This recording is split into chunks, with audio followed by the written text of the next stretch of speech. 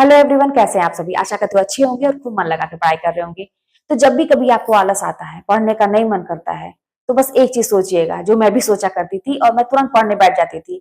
अंदर से एक मोटिवेशन होता था कि नहीं, अब पढ़ना ही है। वो ये ना कि आपको आलस आ रहा है, अगला कोई व्यक्ति ऐसा बैठा है ना, उसको नहीं आलस आ रहा है, उसके अंदर वो जुनून है, अपने लक्ष्य को पाने की वो जिद है, वो पढ़ रहा होगा। तो अगर मैं इस समय नहीं पढ़ूंगा, अगर मैं इस समय पे समय को गंवाऊंगा, तो मैं पीछे हो जाऊंगा।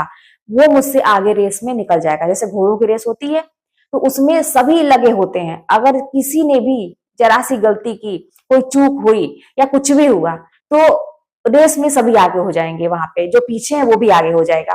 तो मैं यही सोच के ना कि मैं यहाँ पे नहीं पढ़ रही हूँ, अभी मेरा पढ़ने का नहीं मन कर रहा है, लेकिन कंपटीशन इतना टफ है कि सभी लगे हुए हैं, सभी रेस में है। तो अगर अभी मैं आलस करूंगी तो मैं पढ़ नहीं पाऊंगी और मैं पीछे हो जाऊंगी। तो यही सोच के, जानते हैं क्या है ना, कि जिंदगी में सब कुछ बदलता है, सब कुछ बदलता है। तो आपको भी अपना समय बदलना होगा और अपने हाथों से बदलना होगा। आप लोग कहते हैं कि मेरे हाथों में वो लकीरें नहीं है, किसी ने बताया कि मेरे हाथों में योग नहीं है, नौकरी के योग नहीं है। मैं कहती हूँ ना कि मेरे हाथ में भी किसी ने बताया था कि योग नहीं है सरकारी नौकरी के, कभी भी सरकारी नौकरी नहीं लगेगी, लेकिन मैंने किया। तो इतना जान लीजिए कि जो कर्म का सिद्धांत है ना, वो सर्वोपरि है, वो सारी चीजों से ऊपर है। आप करके देखिए तो आप बिना ये चिंता किए कि क्या होगा क्या नहीं होगा, आप बस कर्म करते जाइए, कड़ी मेहनत करते जाइए, आलस मत करिए।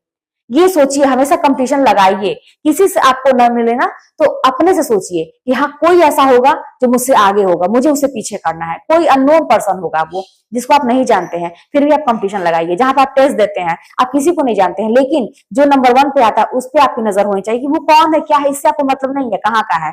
आपको ये होना चाहिए ना कि इसको मुझे पीछे करना है, जो भी है। अपने आप अपना कंपटीशन लगा लीजिए और यकीन मानिए ना कि इसमें किसी का घाटा नहीं होता है।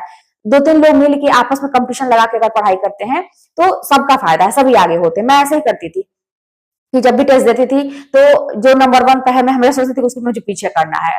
अपने आप कंपटीशन वाली भावना आ जाती थी कि कैसे वो कैसे पढ़ाई करता है आखिर, कि वो आगे है तो कल मुझे तो उससे आगे होना ही है। और मैं ऐसा करती भी थी। इसी वजह से समझिए कि मेरी पढ़ाई ज्यादा हो पाती थी।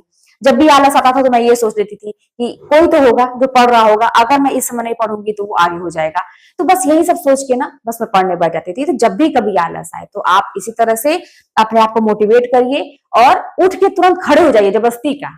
मतलब ऐसा लगे कि नहीं नहीं, अभी मुझे सोना है, अभी बड़ी मतलब आलस आ रही है, बहुत थकान है, तुरंत उठ के खड़े हो जाइए, जबरदस्ती का।